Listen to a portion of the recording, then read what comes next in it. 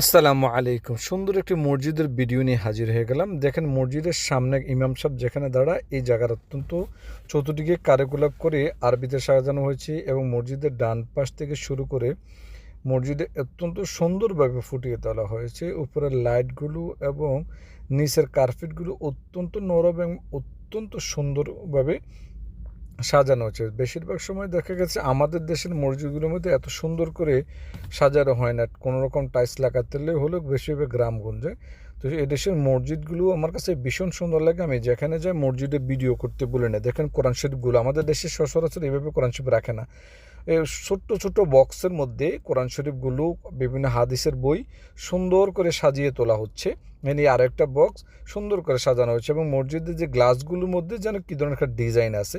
এবং এটা হচ্ছে মসজিদের শেষের অংশ এবং মসজিদের উপরে এবং সুন্দর করে পেইন্ট করা, রং করা আছে এবং অত্যন্ত সুন্দর এবং অত্যন্ত চমৎকার লাগে। তো ভিডিওটা কেমন লাগলো অবশ্যই লাইক এবং কমেন্টস করতে ভুলবেন না।